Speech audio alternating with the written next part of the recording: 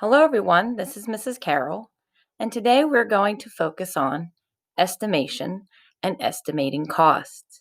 And I'm going to get you started today with our math message. Our math message says Rosa makes an estimate for the addition problem below. She uses numbers that are close to the numbers in the problem, but are easier to use.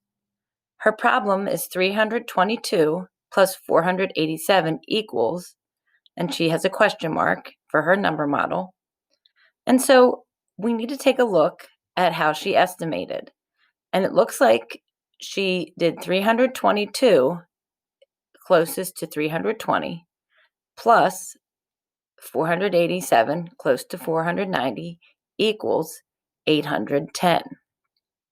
So I want you today to, in your Google slide, to explain what she did to estimate and how she came up with those estimations. Make sure to type it in the box that you have.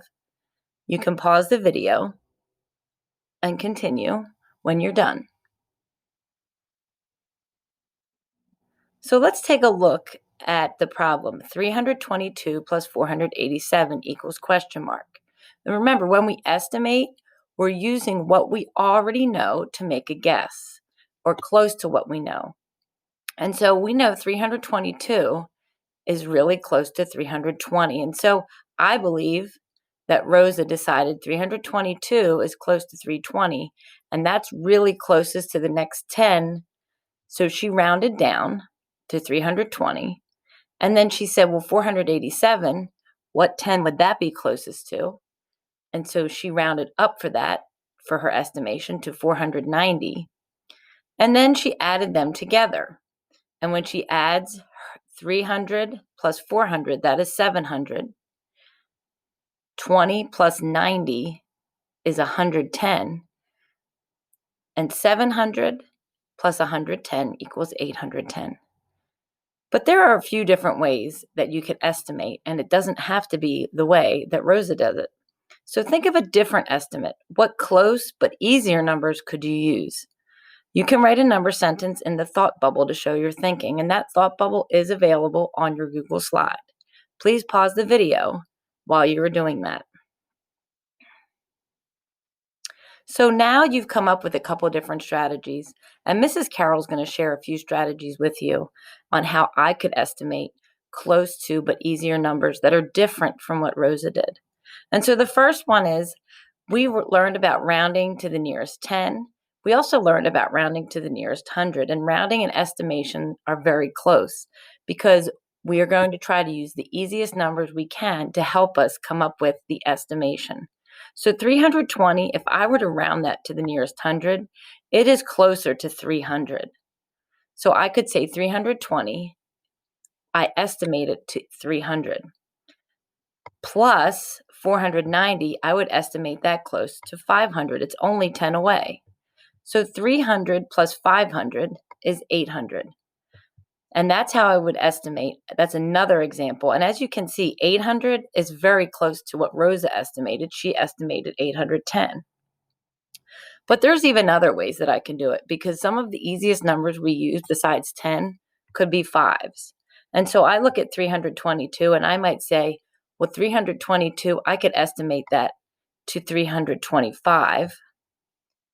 And then 487, well, I could estimate that to 485. And the reason why I say fives are easy to estimate is because when we add two fives together, it gives us a 10, which we already know is one of the easiest numbers to add and subtract. And you'll find to multiply and divide as well. So 325 plus 485 is 810. And that's the same estimate that Rosa had when she completed her problem. So those are two examples, and maybe you did something different. But the best ways to estimate is to try to work with those easiest numbers. So now that we've done those estimations, I'm going to actually solve the problem itself. And I have 322 plus 487.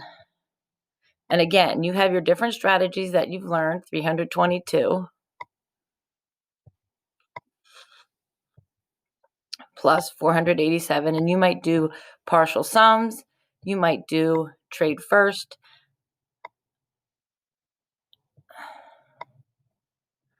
I'm going to show you a trade first today. So I have 2 plus 7 in the ones place. That's a 9. I have 20 plus 80, which would give me 100. So I'm going to put a 0 in the tens place, and I'm going to move that 100 to where it belongs in the hundreds. 100 plus 300 plus 400 is 809. And so I would say that Rosa's estimates and our other estimates that we've come up with are really close to each other.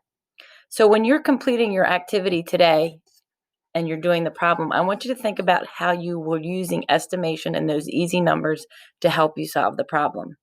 Great job, everyone, and I'll see you soon. Bye-bye.